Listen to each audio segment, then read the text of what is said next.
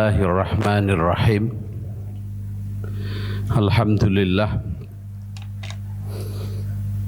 Assalatu wassalamu ala Rasulillah wa alihi wa ashabihi wa man tabi'a sunnatah wa ahyaha. Rabbana aftah bainana wa baina qaumina bil haqq wa anta khairul fatihin.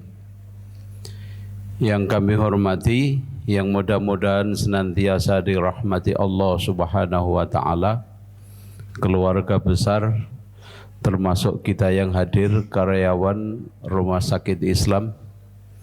Alhamdulillah pada kesempatan pagi hari ini kita bisa hadir bersama di Masjid Asy-Syifa.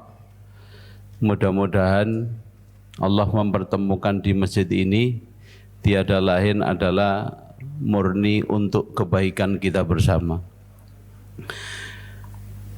Bapak Ibu dan kawan-kawan yang saya hormati, saya berharap kegiatan yang seperti ini jangan hanya merasa karena karyawan RSI wajib ngaji, jangan, tapi kalau bisa dibangun dari kesadaran pribadi, setiap pribadi muslim bahwa ngaji itu hukumnya apa? Wajib. Ngaji hukumnya wajib. Bahkan sampai satu ketika Rasulullah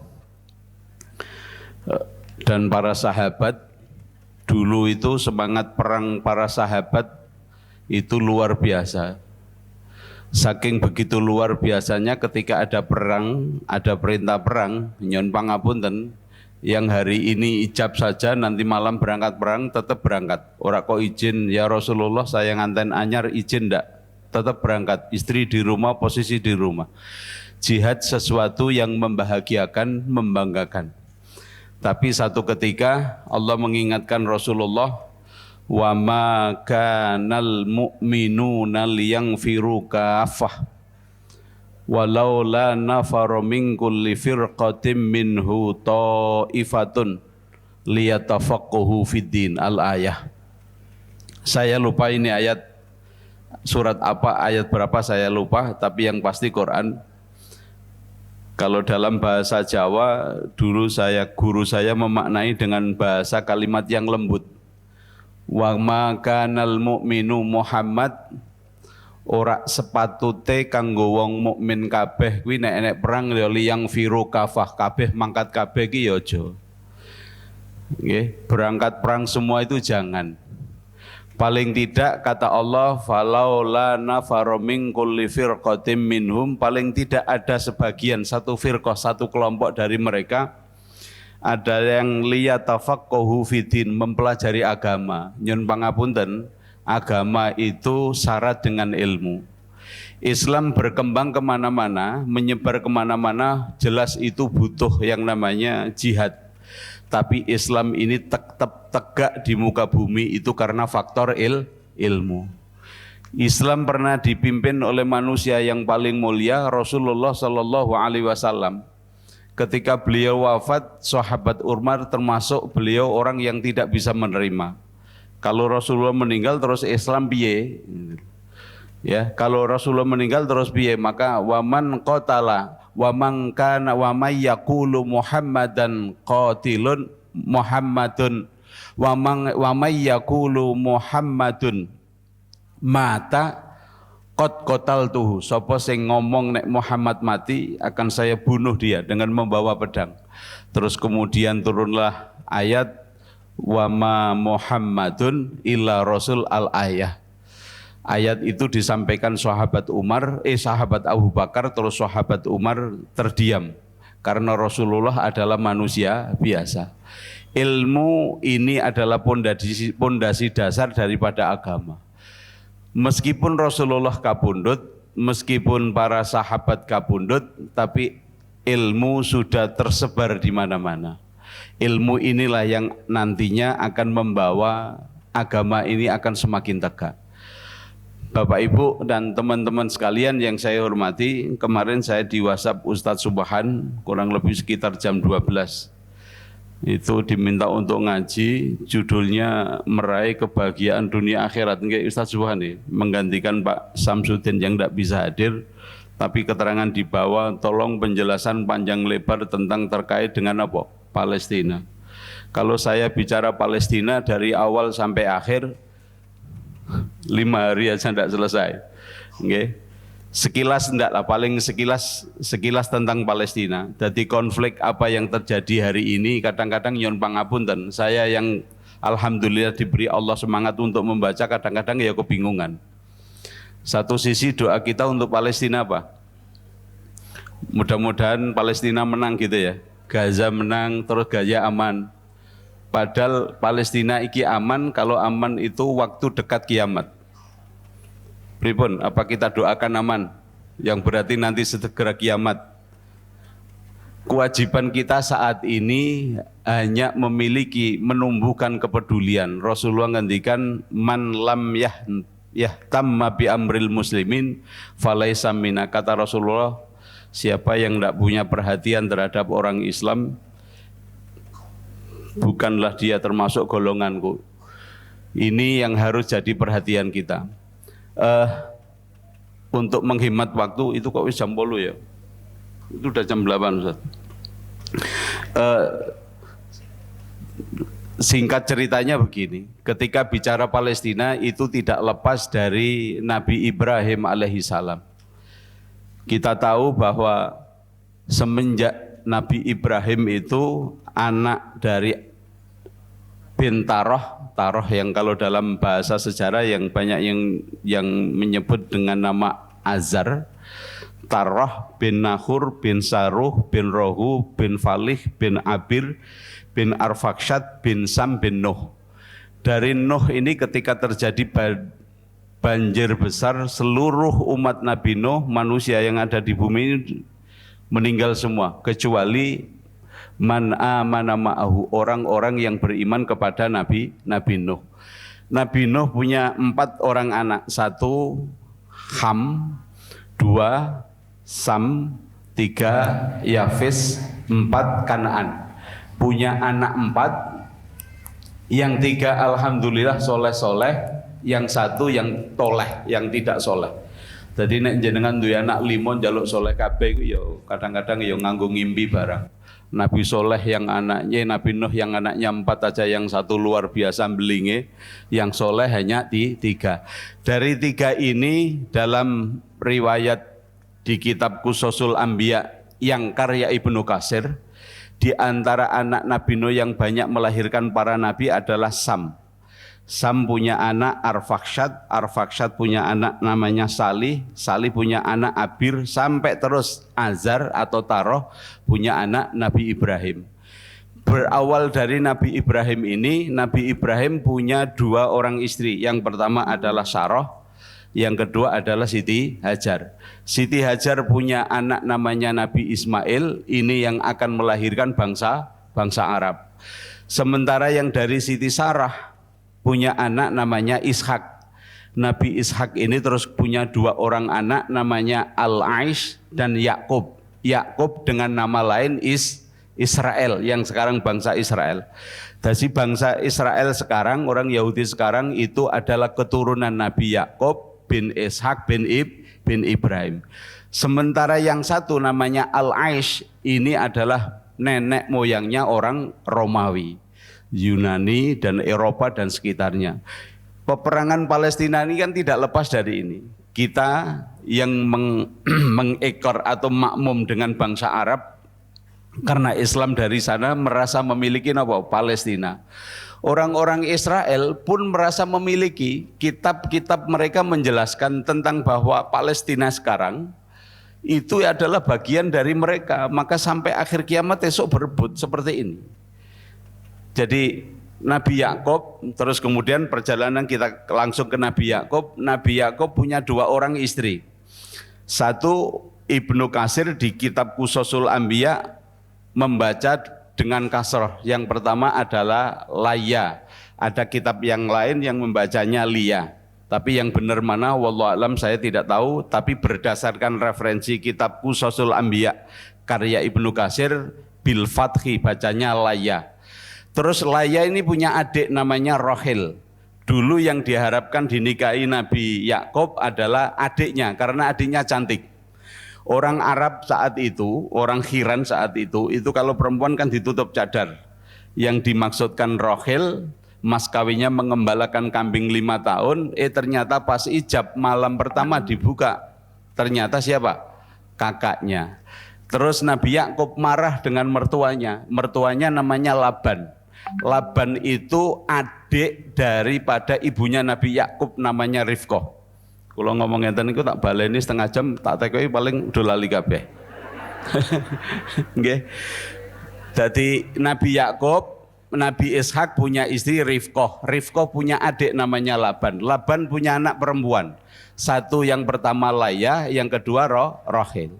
Yang diharapkan Nabi Yakub adalah normal lah wong lanang pengen duwe bojo ayu kan seperti itu. Ternyata malam pertama sing dibuka ternyata Mbak Yuni. Terus Nabi Yakub pripun nesu kare Laban. Maka untuk pelajaran kita semua, jika satu saat ada menantu nesu karo mertua jadi disalahke dulu sudah ada. Jadi mantu nesone karo mertua.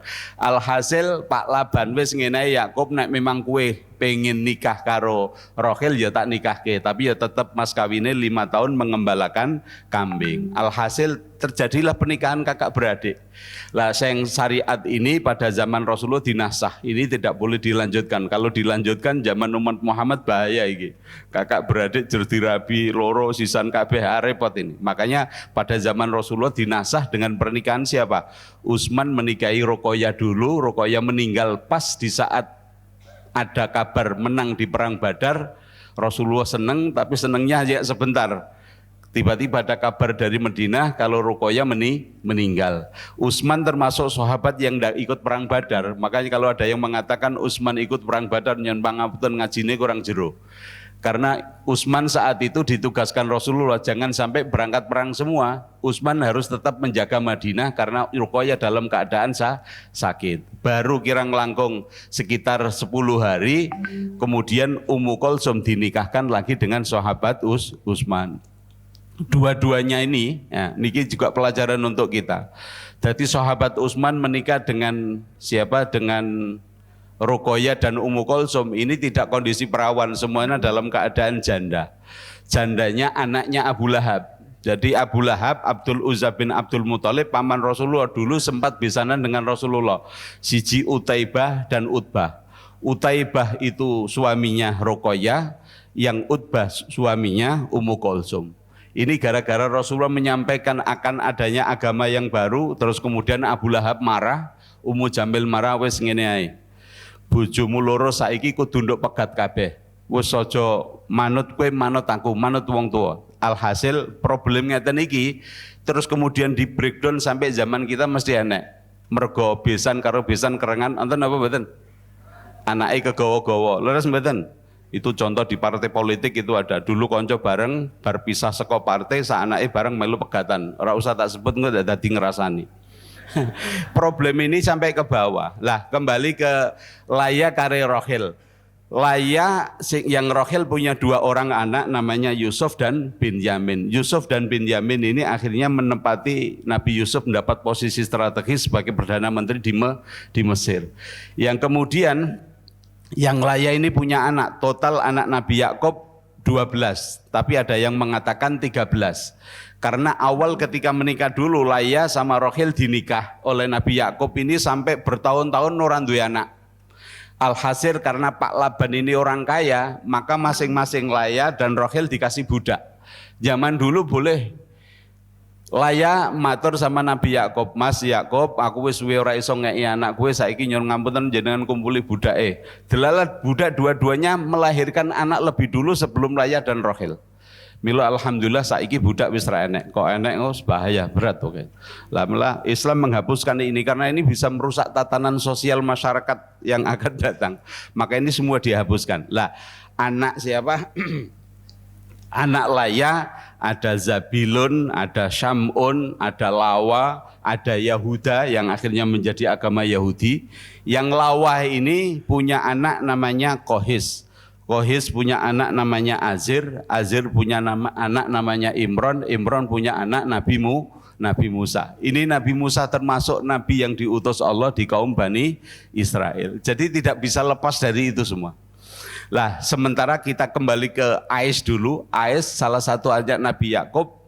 Beliau ini adalah cikal bakal orang Romawi. Lah pada generasi sebelum Masehi, ya, sebelum Nabi Isa, itu terjadi pertikaian terus antara anak cucu AS kali anak cucu Nabi Yakub. Maka sepanjang zaman umat manusia, peperangan yang terjadi tidak lain biasanya menapa? Ribut, tidak jauh dari urusan keluarga. Justru kadang-kadang di luar kerabat tidak apa-apa, malah rukun baik-baik. Rasulullah malam Kemis, dewannya Quraisy memutuskan Muhammad harus ditangkap hidup-hidup. Malam Jumatnya Rasulullah mendapatkan wahyu dari Allah untuk segera meninggalkan Madinah. Malam Jumat itu dikepung, ada Bani Nofel, Bani Abdul Syam, dan macam-macam. Bani Abdul Asyad, Bani dan lain semua. Ini ternyata apa? Anak keturunan masih mbah buyutnya Rasulullah. Jadi siapa? Abdi Manaf. Abdi Manaf itu anaknya Qusay. Qusay punya anak 3. Satu Abdul Syam, Nofel, dan kemudian Abdi Manaf.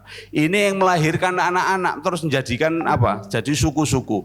Suku dari keturunan Qusay inilah yang malam itu mengepung Rasulullah. Kalau melihat catatan sejarah, ribut di mana-mana sejak dulu hingga nanti akhir zaman itu ternyata masih saudara. Termasuk kula jenengan sedaya insyaallah anak putune Nabi Adam. Leres nggih? Enggak ada yang enggak putune Nabi Adam. Tapi yang baik-baik yang seperti ini loh yang sulit ya.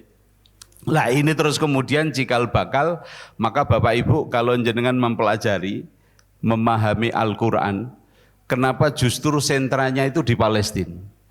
Di Al-Quran itu baik secara sharih ataupun isyarah, hanya ada satu kota yang disebut Allah berkali-kali, tapi dengan isyarah, tidak dengan sharih disebut Palestina itu enggak. Tempat itu adalah apa? Palestina. Kalau di surat Al-Isra, Subhanalladzi asra di ayat kenapa Rasulullah Isra Mi'raj kemudian dibawa di Palestina, tujuan Allah apa? Linuriyahu. Kalau jenengan baca terjemahan toh, paling hanya diartikan supaya kami memberitahukan kamu Muhammad akan kekuasaan. Itu paling diartikan seperti itu. Kalau di tafsir-tafsir maknanya tidak seperti itu. Tidak sekedar Allah menunjukkan kebesaran ketika Rasulullah di Masjid Al-Aqsa itu, beliau menjadi imam para nabi. Itu juga menunjukkan kebesaran bagaimana nabi-nabi yang sudah wafat dihadirkan Allah di masjid itu, Rasulullah diminta jadi imam. Ini luar biasa. Njenengan ngapunten ngeten iki nek ditanya oleh orang-orang non muslim kita menjelaskan akan sulit. Bagaimana roh nabi-nabi yang sudah tidak ada dikumpulkan jadi satu. Lek saat itu sholat sing imami Rasulullah. Pertanyaan saya saat niku sholat napa? Duhur, asar, maghrib napa isya coba. Jenengan teko ustad mesti mumet sing arep jawab. Nggih. Tidak ada keterangan yang berani ke sana. Terus yang kedua, linuriyahu ada makna yang luar biasa. Ada salah satu tafsir termasuk Ibnu Katsir menjelaskan linuriyahu itu apa? Agar kula jenengan sedaya umat Islam ini senantiasa sampai akhir zaman itu memperhatikan Palestina. Bahkan termasuk ada pertanyaan yang rodok nyekli di YouTube itu. Itu orang di Quran katanya Allah memberkahi kota Palestina. Nek ditanya endi bukti berkah, wong negara ini bendino tukaran terus rame terus. Nek jenengan ditekai kita terus jawabin apa? Udah, ora usah tekok mas, fetai mas ayo mas. Apa gitu? Ndak harus dijawab. Karena apa? Itu yang pertama. Ada kalimat alladzi barokna haulahu. Allah memberkahi sekitar Masjid Al-Aqsa yang berarti apa? Palestina. Ada ayat lagi. Wa najjainahu wa lutan ilal ardil ladzi barakna fiha lil alamin. Ayat ini berhubungan dengan Nabi Lut. Nabi Lut ketika sudah tidak sanggup melihat umatnya sudah melampaui batas-batas nilai kemanusiaan, kemaksiatan yang umat-umat sebelumnya belum pernah melakukan, tapi justru yang mengawali adalah umat Nabi Lut, bagaimana perzinahan, lesbian, gay dan lain sebagainya, bahkan istri beliau. Maka di saat itu Allah menurunkan azab yang dahsyat luar biasa, bumi ditarik ke atas terus dibalik, kayak bumi ini ditarik ke atas terus dibalik sampai manusianya tidak ada yang hidup, semuanya mati rata seperti tidak ada kejadian apa-apa kecuali orang yang beriman kepada Nabi Lut. Di situ Allah memerintahkan Nabi Lut, Lot pergilah ilalladzi barokna fiha, pergilah ke satu daerah, satu tempat di mana di daerah itu akan diberkahi Allah. Para ahli tafsir manapun hingga hari ini belum ada tafsir yang mengatakan itu bukan Palestina. Hampir semuanya mengatakan itu Palestina. Betapa Palestina hebat, itu yang terkait dengan Nabi Lut. Wali Sulaiman, ini surat Al-Anbiya ayat 81. Wali Sulaiman riha asifatan tajri bi amrihi ilalladzi alladzi barokna fiha. Pakai kalimat ilalladzi barokna fiha terkait dengan Nabi Sulaiman. Nabi Sulaiman diberikan petunjuk oleh Allah untuk mengikuti arah angin yang dahsyat. Angin itu bergerak terus menuju ke satu daerah, daerah itu yang akan diberkahi Allah. Tafsir para ahli tafsir memaknai itu adalah Palestina. Tidak ada yang mengatakan itu yang tidak Palestina. Bahkan yang pangapunten ada doa Rasulullah yang oleh sahabat kadang-kadang rodok miri, kenapa hanya doa itu. Riwayat sahabat Abdullah ibnu Umar, Rasulullah sampai doa itu diulangi sampai 3 kali. Allahumma barik fi Syamina. Syam dulu itu wilayah Palestina dan sekitarnya namanya itu Syam. Sekarang kan sudah pecah menjadi kelompok-kelompok. Itu besok akan kembali menjadi Syam. Rasulullah ngendikan, ya Allah berkahi Syam kami. Itu disebut sampai 3 kali. Yang pertama, yang kedua fi Yamanina, termasuk Yaman berkahi. Ada sahabat yang meri, ini orang Najd. Ya Rasulullah, kok jersam kali Yaman, wa fi Najdina, mbok Najd tempat tinggal kami diberkahi. Kata Rasulullah, hunaka az-zalazil. Besok di kota Najd itu akan ada guncangan alam, guncangan musibah. Bahkan kata Rasulullah, wal fitan, dan fitnah-fitnah kelak akan muncul di situ. Lah yang sekarang jadi diskusi panjang, semuanya mengklaim Najd itu mana? Ada yang mengatakan Najd itu yang di Arab Saudi. Tapi makna yang memaknai Najd di Arab Saudi itu banyak. Jenengan pernah mendengar kata kota Najd, Najd sama Hijaz. Jenengan googling mawon. Ada yang mengatakan Najd itu Irak. Ini yang banyak dikanter oleh para ulama. Irak itu namanya sejak dulu namanya sudah disetting Allah. Pertama kalau di hadis-hadis disebut dengan kota Basrah. Kalau pada zaman sebelum Masehi, Irak itu disebut dengan Babilonia. Babilonia itu bisa disebutkan dalam Quran. Ada yang mengatakan kebanyakan memaknai Najd itu adalah di Jeddah, di Makkah, di Arab Saudi. Maka musibah, tanda-tanda kiamat besok paling banyak itu ada di mana? Di Arab Saudi. Sekarang sudah muncul. Kata Rasulullah, ketika satu saat pengembala kambing, pengembala onta, mereka yang bekerjanya hanya mengembala kambing, mengembala onta sapi, tiba-tiba suatu saat akan membuat rumah, membuat bangunan-bangunan yang tinggi-tinggi. Tingginya kadang-kadang sampai menutup sinar matahari yang mengarah ke Ka'bah. Lah ngeten makna ini sing dimaksud tidak mungkin kan Irak, yang dimaksud tidak lain adalah Arab Saudi. Makanya sekarang bangunan sudah tinggi-tinggi, itu salah satu yang sudah dinas oleh Rasulullah. Kembali ke kota itu tadi. Maka kaum Bani Israel hingga hari ini ku berkeyakinan, Pak. Berkeyakinan kalau Palestina itu ada bagian dari kami. Sementara kita umat Islam, yo yakin itu punya apa? Bagian dari wilayah umat Islam. Puncaknya pada masa kalau Masjid Al-Aqsa itu dibangun, awal mulai kelihatan bentuk masjidnya itu pada zaman Nabi Sulaiman. Nabi Sulaiman terus kerajaan wafat, beliau kerajaannya pecah menjadi 2 ya, rame terus. Itu terus rame. Bahkan yang terakhir dengan umat Nabi Musa. Nabi Musa itu masih keturunan dari siapa tadi? Nabi Ibrahim. Musa bin Imran bin Azir bin Qais bin Lawah bin Yakub bin Ishak bin Ibrahim alaihis salam. Tapi beliau tinggalnya ada di Mesir. Termasuk Nabi Yusuf sama saudara kandungnya Benyamin tinggal di Mesir. Lah Nabi Musa di di surat Al-Maidah ayat 2 menawi itu jenengan bika di Qur'ane Nabi Musa ngendikan ya qaumid khulul ardal muqaddasah allati kataballah.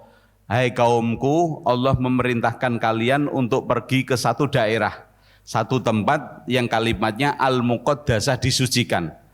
Para tafsir pun memaknai ini yang dimaksud adalah kota Palestina. Jadi kota Palestina termasuk banyak isyarah yang diisyarakan Allah di Palestina. Lah kenapa hingga hari ini kok terus ramai terus?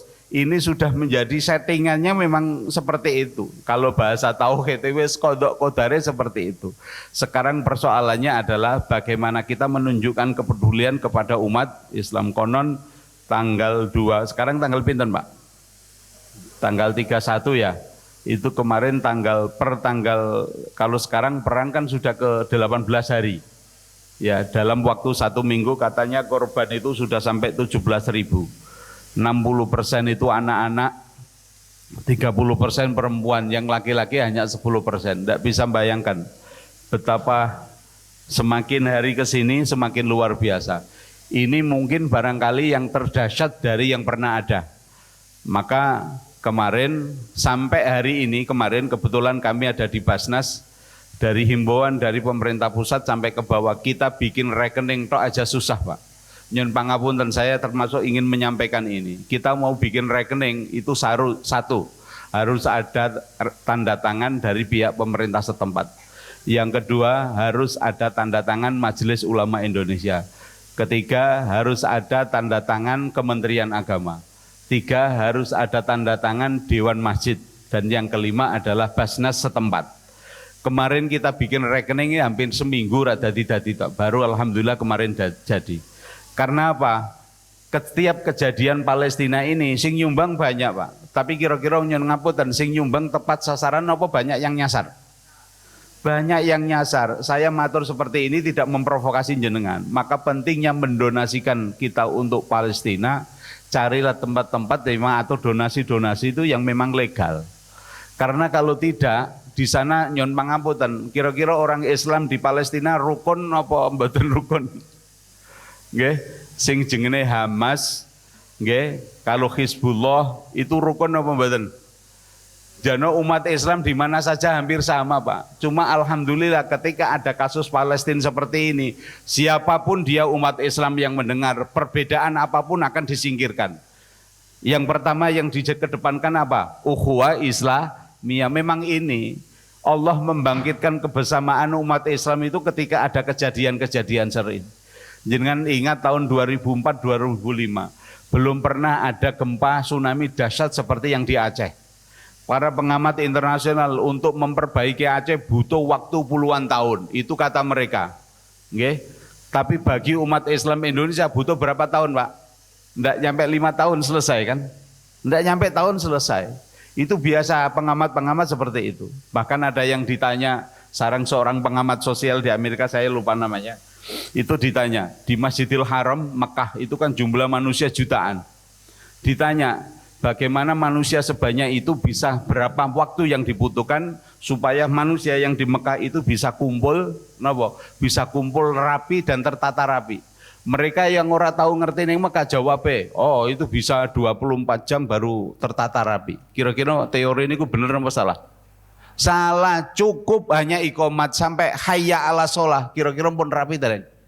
Pun rapi. Umat Islam itu paling gampang ketika terkait dengan itu.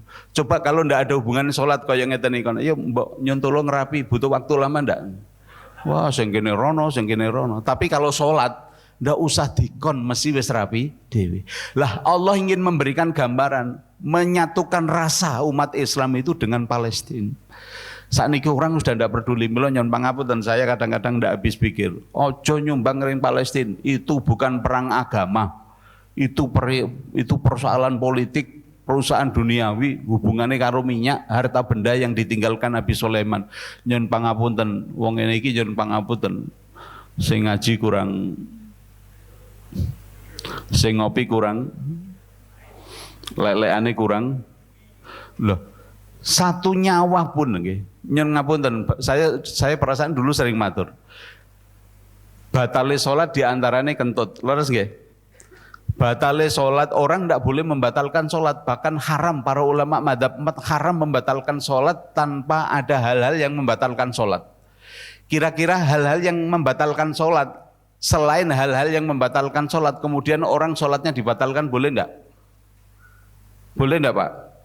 Tidak ada hal-hal, kan ada ketentuan batal, mungkin tengah-tengah sholat ingat kalau sarungnya najis, bajunya najis, itu dalam fikih disebut hudusun najah, hudusun najasa. Ada hal-hal yang membatalkan sholat atau lupa, loh ya aku mau ora wudu, tak kira aku wuduku urung batal, aku mau wis ngentut jebule misalnya. Hal-hal yang semacam ini yang membatalkan sholat. Ada enggak kira-kira termasuk hal yang bukan membatalkan sholat tapi orang boleh membatalkan sholat? Anton apa betul?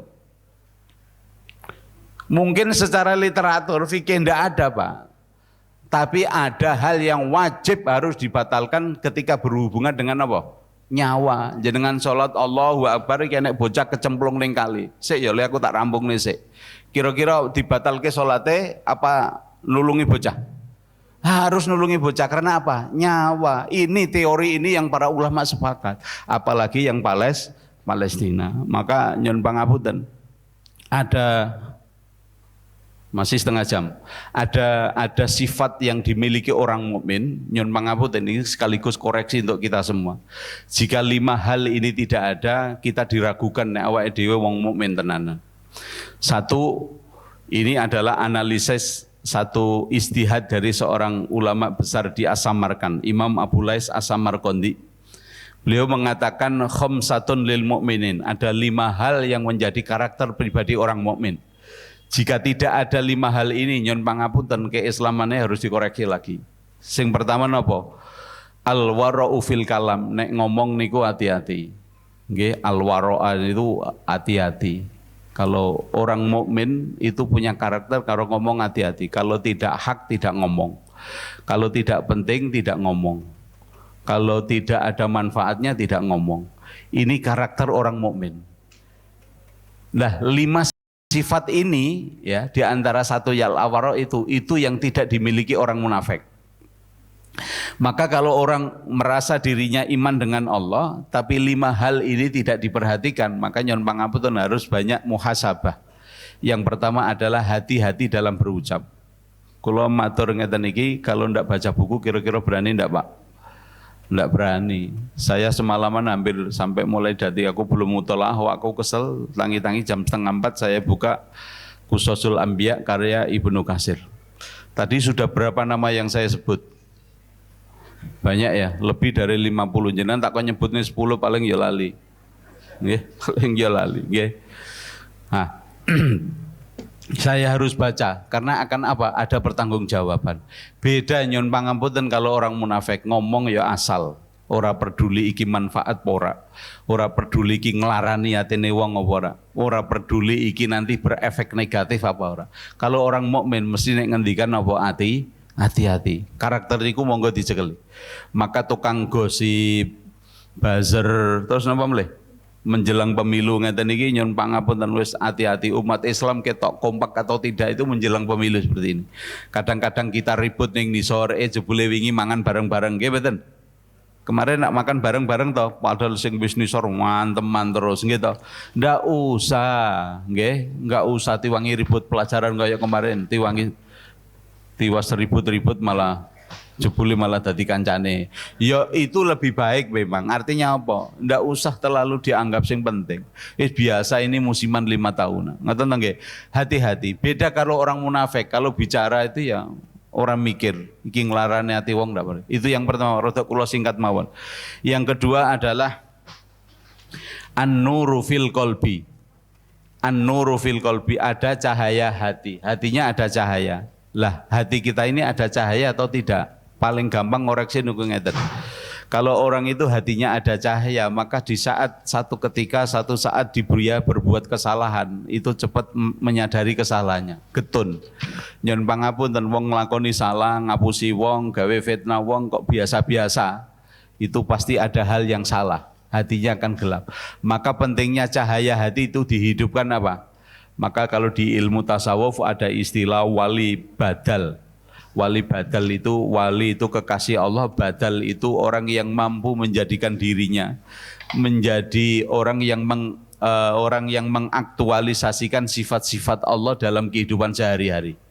Kalau Allah itu Maha Pengampun, Dia senantiasa menyebarkan kasih sayang ke setiap orang, welas gampangan ring wong, jujur, ya mudah memaafkan orang. Sifat-sifat Allah betul-betul diterapkan dalam diri kita. Maka an-nuru fil qalbi adalah orang yang satu saat ketika berbuat salah dia gampang menyesal. Kroso nek getun dhek nglakoni. Nyun pangapunten, nek jenengan salah kira-kira kok biasa-biasa saja, nyun pangapunten dikoreksi. Ngapusi bendina kok biasa-biasa saja, dikoreksi. Nek ngerasani kira-kira pripun, Bu? Kok ngerasani ring ibu-ibu, ring bapak-bapak, nek ngerasani kira-kira pripun? Kalau masih biasa-biasa, an-nuru fil qalbi harus dipertanyakan. Yang ketiga, yakni al-mawaddah bainal muslim. Ada kasih sayang ini yang hubungannya dengan Palestina. Wong Islam kok ora duwe perhatian sesama wong Islam, nyun pangapunten, akan dipertanyakan keislamannya. Kadang-kadang kalau saya membaca referensi itu betapa Rasulullah ketika mempersaudarakan antara muhajirin dan ansor niku luar biasa. Barangkali mungkin kita tidak akan mampu. Bapak Ibu ada yang pernah mendengar nama Salman Al-Farisi? Kenal ya? Salman Al-Farisi, Al-Farisi wong Persia itu kalau sekarang Iran. Yang pernah haji atau pernah umroh itu orang Iran yang perempuan pripun? Cantik-cantik luar biasa, nggih. Sing kakung-kakung ganteng, nggih. Sing laki-laki ganteng bersih kulite. Biasanya kalau saya umroh atau pulang haji, foto dengan orang Iran itu biasa. Jadi orangnya pakaiannya apik-apik, bersih-bersih, ganteng-ganteng. Lah Salman Al-Farisi ini satu coba contoh persahabatan, kasih sayang antara orang Islam yang dipersaudarakan oleh Rasulullah. Ada sahabat namanya Sa'ad, saya lupa, Sa'ad bin siapa salah, namanya Sa'ad. Saat ini asli orang Arab, Bapak Ibu. Nyon pangapunten, kalau orang Arab kan aslinya rodok kehitam-hitaman gitu, rambutnya apa jenenge? Rambutnya apa, Pak? Rodok semu keriting-keriting. Dia bersahabat baik dengan Salman Al-Farisi. Allah memberi kelebihan pada seorang yang bernama Sa'ad tadi. Kelebihan apa? Kemampuan diplomasi, bahasanya halus, bahasanya lembut. Iku umpama ning Jawa dijak kon atur pasrah mesti biasanya laku, atau kon ngelamarke biasanya sing digoleki. Lah Salman Al-Farisi itu gitu. Karena beliau orang Persia tidak cukup cakap bahasa sebagaimana bahasanya orang Medina. Beliau minta sahabatnya Sa'ad yang secara fisik jomplang, nggih. Salman Al-Farisi keren. Salman Al-Farisi kaya raya luar biasa. Minta tolong untuk ngelamarkan seorang perempuan yang ada di Medina. Nek ngelamar biasa samalah, disiapkan kalau orang Arab kan gitu, nyon pangapunten, mas kawin disiapkan kotak berisi dinar dan lain sebagainya. Milo nyon ngapunten jenengan nek gada anak wedok dilamar kok mas kawin mung seperangkat alat sholat mulai sekarang dikoreksi. Kok murah banget ya apa? Ngoten lho. Nggih aja gelem dikawin kok mung seperangkat alat sholat. Sekarang kami di Basnas itu ada mas kawin nikah, kita adakan Basnas mantu. Mas kawinnya dulu cukup Pak seperangkat alat sholat, tidak. Paling tidak uang 1 juta kita berikan. Nyon pangapunten, di catatan Dukcapil itu ada 126.522 orang. Kathah napa gede? Mereka yang sudah serumah tapi tidak ada keterangan di KK dan di KTP, sudah nikah atau belum. Itu di Klaten loh, nyon pangapunten. Ini bukan berarti kumpul kebo kabeh mboten. Artinya kita ambil aja 10%, udah berapa Pak? Luar biasa banyak. Maka Basnas dulu sebelum saya di Basnas, saya sering tak ijab ke siri, karena kalau diijab ke resmi tidak boleh. Kayak di Putih niku Karangwuni ada anak-anak pang sing biasanya sering liwat. Nggih, ada anak-anak pang enggak? Dulu ada anak putri. Sekarang kok ndak ketok, karena ini kebiasaan dulu ketika saya aktif di Jogja terus tak parani ringgonane. Ora usah tak dudake kok ndak jenengan ngecek. Ternyata nyon ngapunten yang putri 2 ini sudah hamil. Tak tekoki, Dek, sampean sing ngamili sinten? Sing ngamili nika Dudik. Mas kok ora dinikahe? Lah pripun? Jawabe lah pripun? Ngoten niku kira-kira nyon pangapunten sing dosa sapa, Pak? Kemarin mau tak ikutkan serta di program Basnas Mantu, tak tanya, Sing wedok iki KTP-ne wono sapa, sing lanang ora di KTP. Nek dinikahke di KUA gelem nikahke ndak berani, Pak. Dulu sing ngeten-ngeten iki langsung kula ijabke siri. Nggih, bahkan kemarin di bulan April yang lalu di Jambu Kidul ada Mbah Simbah umurnya sing kakung 84, sing putri 78. Itu sudah 45 tahun lebih serumah tanpa nikah. Ora usah dihitung ping pira, ndak usah. Alhamdulillah di majelis taklim saya Jambu Kidul tolong siapkan mas kawin 500 seperangkat alat sholat. Kalau mungkin nek nyuwun tambahi beras rongsak kayak aku. Kita ambil kas di kas masjid, kas pengajian saya, terus saya ijabke. Dalam 14 hari kemudian sing kakung 84 terus kapundhut. Insya Allah husnul khotimah. Sing putri sampai sekarang kalaupun datang ke masjid terus ngantuk turu pengajian orang masalah, sementing wis ngaji datang. Itu di Klaten jumlahnya kata. Aku dadi ngomong tekan kene ngopo iki mau. Nggih. Jumlah niku mawon 126.522. Nggih. Kok dadi tekan kene barang ki mau ngopo. Wis kembali kene iki wau Nur ke Salman Al Farisi. Alhasil mas kawine iki luar biasa. Kain-kain wah sing apik pun disiap nih.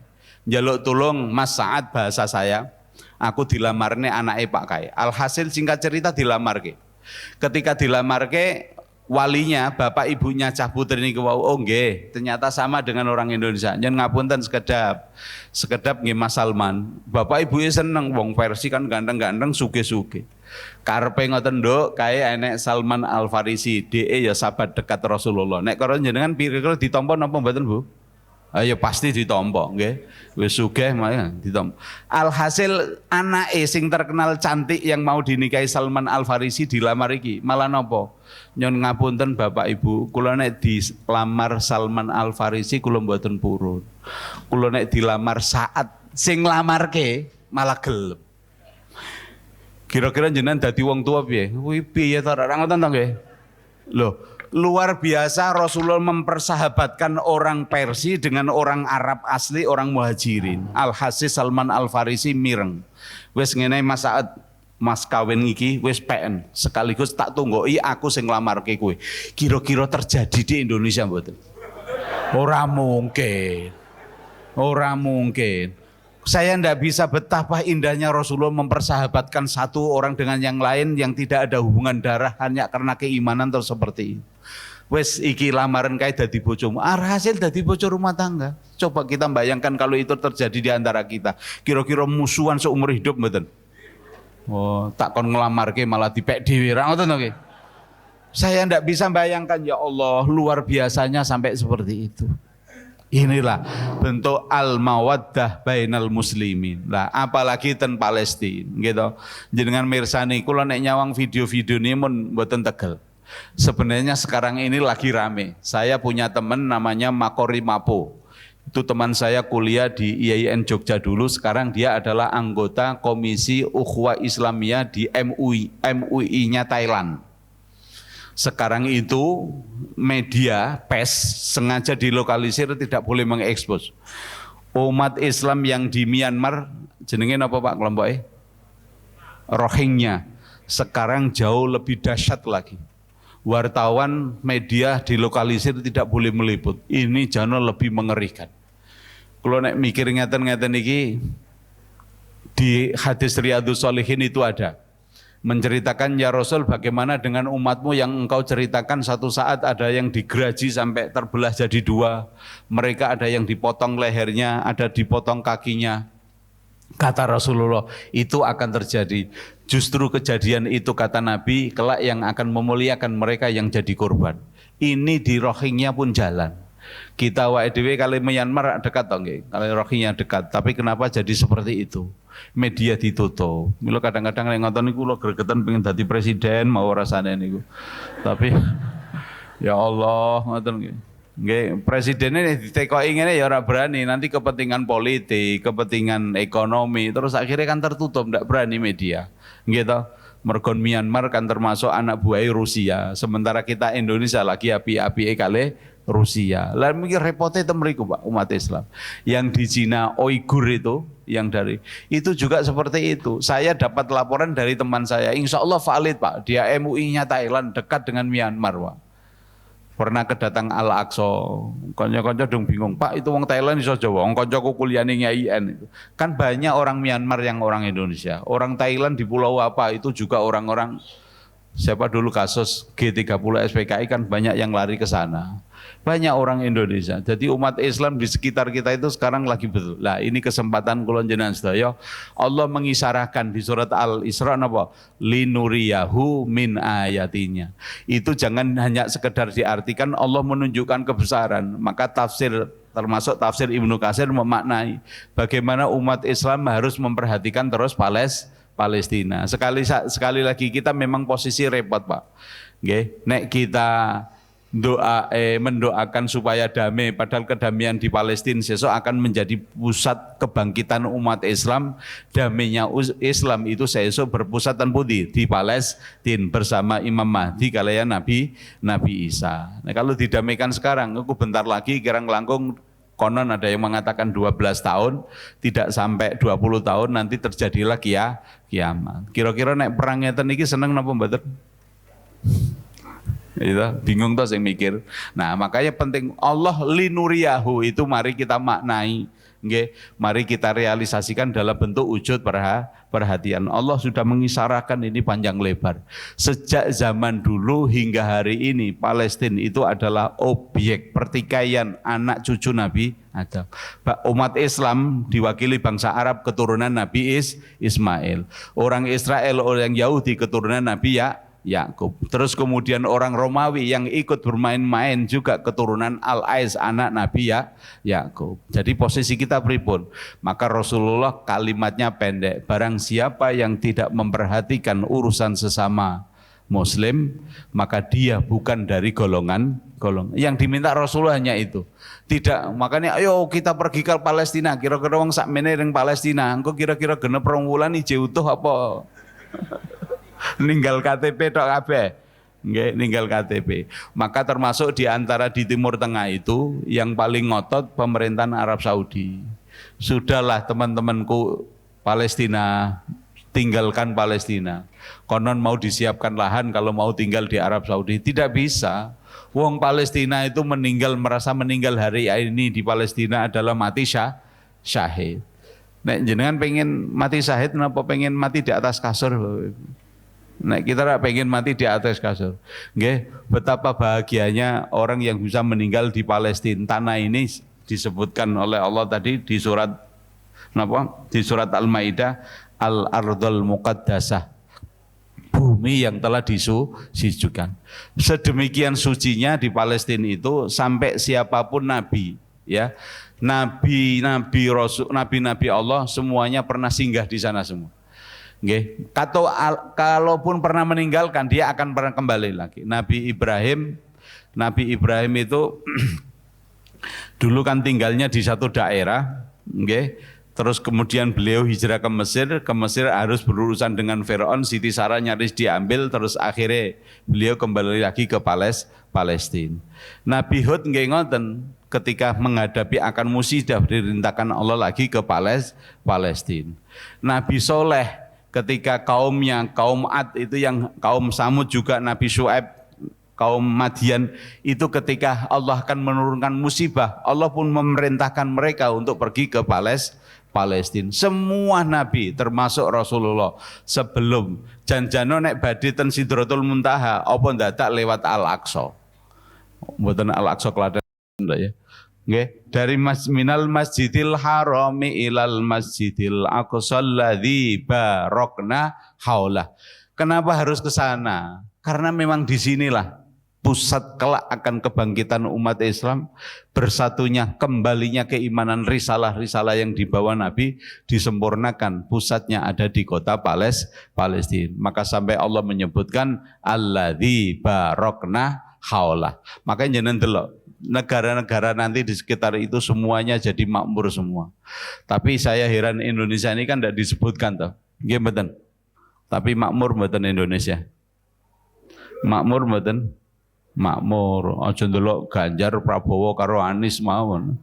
Nggih, kita itu makmure luar biasa, Pak. Nggih, cuma sing terakhir kula matur masih ada waktu 15 menit kula jam 9 harusnya rapat di Basnas.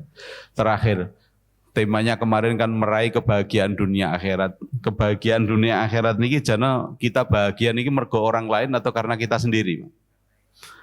Kita bahagia tuh, kita hidup bahagia itu karena orang lain atau karena kita sendiri? Ya kita sendiri, jenengan damel standar hidup, sing gampang-gampang mawon.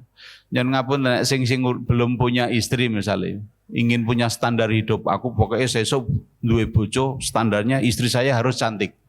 Kalau standarnya cantik hari ini mungkin nikah jenengan garwane cantik. Tapi satu taat jenengan pergi kemana akan bertemu dengan perempuan yang lebih cantik enggak? Mumet sirai sampean ternyata lebih cantik. Nek jenengan standarnya sugih, satu saat ora sugih-sugih akhirnya tersiksa mboten? Tersiksa. Jenengan pengen duwene sepeda motor ya wis nikmati sepeda motor, itu adalah bagian anugerah Allah. Ojo mbayangke aku duwe Alphard. Nggih, wong motor nyervisne ora iso arep tuku Alphard iki lho. Ya ora usah mikir Alphard, nikmati jenengan sepeda motor niku kemana-mana ya dinikmati. Goncengan karo anak bojone kemana-mana apa. Nek standar jenengan Alphard ora iso tuku-tuku jering dalan nyawang Alphard mumet sirahe mboten. Jangan standarnya adalah standar kita sendiri. Kadang-kadang kita merasa syukuran, wis syukuran nek kira-kira gajine mundak syukuran, pangkate diundakne syukuran, gitu. Syukur ndak harus seperti itu. Syukur adalah apa hari ini yang kita punya, yaitu yang kita syukuri. Jangan berharap sing neko-neko.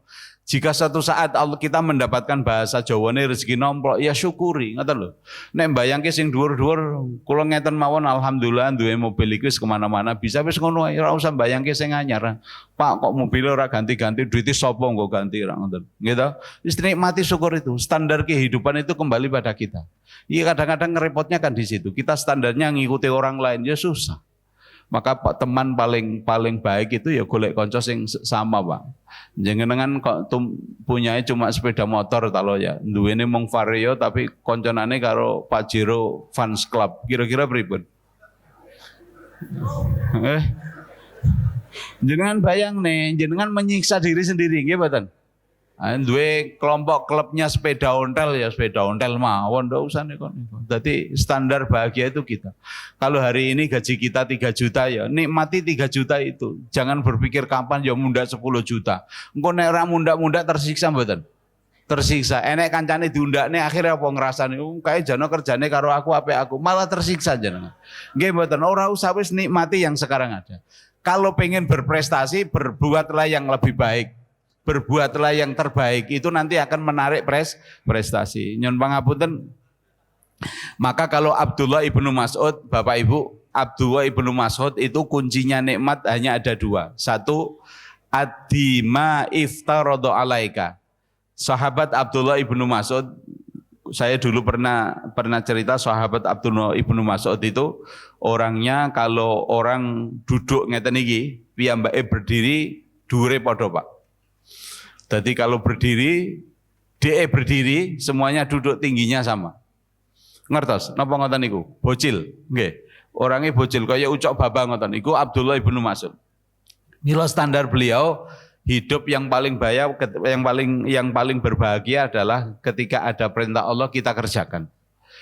Wastanib ma min maharimillah, dan tinggalkan apa yang dilarang oleh Allah. Lakukan kewajiban, hentikan apa yang dilarang. Maka kebahagiaan itu tidak lain adalah manakala kita bisa menjalankan tugas dengan baik dan tidak melakukan hal-hal yang berlawanan dengan apa yang menjadi kewajiban kita. Inilah kunci kebahagiaan. Kalau sampai melihat yang lain, disitulah awal. Maka kalau di Quran itu ada 2 kalimat. Allah menyebutkan manusia itu dengan 2 kalimat. 1 an-nas. Yang kedua apa? Al-insan. An-nas dan al-insan itu kalau dari sisi bahasa Arab mustaq dari kata yang sama. Keluar dari kata dasar yang sama, anas. Anasa, artinya apa? Damai. Artinya apa? Tentram, harmonis, rukun. Ini maknanya anasa. Kalau laki-laki namanya anis, kalau perempuan anisah. Maka kalau ada orang namanya Anis itu ya bahagia, Kak Anissa perempuan bahagia. Lah Allah menciptakan, biasanya Allah memberikan nama itu pasti tidak jauh dari sifat-sifatnya. Kita tadi temanya kebahagiaan dunia dan akhirat. Allah memberikan nama manusia dengan Al-Insan An-Nas karena memang misi yang dibawa adalah apa? Supaya manusia bahagia dunia dan akhirat. Lah orang kumpul dengan ngeten ini kan senang Pak. Tapi nanti kalau sudah masuk di dunia persaingan lah, iki sing mulai keluar dari jalur kemanusiaan, nggih. Wis ning dalan nyawang milian, lah iki mulai keluar dari jalur kemanusiaan. Mbak-mbak, ibu-ibu iki nek wis lewat toko Semar iki sembayangke kapan tuku toko emas, gitu. Lewat Semar ya lewat Semar saja, ndak usah bayangke tumbas, tersiksa semakin jenengan pengen, nggih mboten. Semakin pengen ora iso semakin tersiksa. Maka sifat manusia itu kalau apa yang ada inilah modal untuk bahagia. Kalau mulai keluar dari jalur itulah awal dari momen. Nggih mboten. Wong diberikan kesehatan seperti ini ya olahraga biasa-biasa saja. Pengen sepeda. Jangan lakukan olahraga sing ekstrim. Niki kalau dalam bahasa fikih niki termasuk madharat harus dilarang. Harus dihentikan. Saya punya teman, nek tak sebut jenenge saya yakin ada di antara jenengan sing pirsa. Senengannya sepeda, tapi golek area sing ekstrim. Niku bener apa mboten? La dororo wala diroro. Teorinya gitu, sing membahayakan harus dihindari. Senengannya sepeda Pak, kalau turun tidak di turunan yang tebing tinggi, turun ke bawah, kuwi ra gelem. Kuwi itu sukses 5 sampai 10 tahun jalan. Delalah Pak, besok ada studi banding ke Banyuwangi, seluruh pengurus MUI dan ada pihak dari Pemda nanti kita studi banding di Banyuwangi. Wah, mboten Pak, kula ada jadwal sepedahan. Akhirnya napa? Melu studi banding napa melu sepedahan? Sepedahan. Kalau main sepeda ekstrim Pak, luar biasa. Main sepeda, main kaki satu sambil berdiri aja bisa. Kula dikon nglakoni gah nyawang ae sebel. Nggih. Delalah Bapak Ibu, ketika studi banding kita pulang dari Banyuwangi pulang ke Klaten, di tengah perjalanan di grup MUI viral. Beliau saat terjun dari tebing, mungkin posisinya salah, jatuh dulu kepalanya. Kira-kira pripun? Assalamualaikum warahmatullahi wabarakatuh. Kasihan. Ngantek saniki kebetulan istrinya punya anak satu, delalah istrinya cerita anak kula dereng duwe anak-anak Pak wis sudah menikah padahal pegawai Bank Mandiri. Ora usah digoleki sapa jenenge engko digoleki. Nggih, ibunya ngantek saiki ngantek susah urung duwe putu. Bapake dikandani aja sepedaan ekstrim beda ekstrim. Umpama nek cara nalar lepas persoalan takdir, umpama dulu tak jak kula studi banding gelem kira-kira mati mboten. Gitu. Kula gojekan, kula ngantek gojekan ngoten. Ngantek sing putri ngerti. Jane pun jenengan ajak-ajak tapi nggih pun takdir Bu ora usah disesali. Lah niku lho, olahraga normal biasa, jalan kaki napa biasa. Artinya hal-hal yang normatif, apa adanya, keadaan apa yang ada ya diterima, jangan mengharapkan sesuatu yang tidak ada. Mengharap sesuatu yang tidak ada atau melakukan sesuatu yang bertentangan dengan tugas kita. Inilah ada awal kegelisahan. Kegelisahan memuncak adalah susah, nggih. Beberapa waktu awal bulan yang lalu Bapak Ibu ada berita viral tonggo saya, tetangga saya, kurung baru meninggal. Ngertos mboten? Suami istri berpelukan. Meninggalnya jam 8.30 padahal jam 7 masih jemur. Niku nyuwun pangapunten biasa nyetor aluminium ke tempat saya, Pak. Untung alhamdulillah aku serang diutang ngoten lho. Itulah kok meninggal. Ternyata laporan diantaranya ke saya dan lain sebagainya. Kali kula 90, kali niki sekian.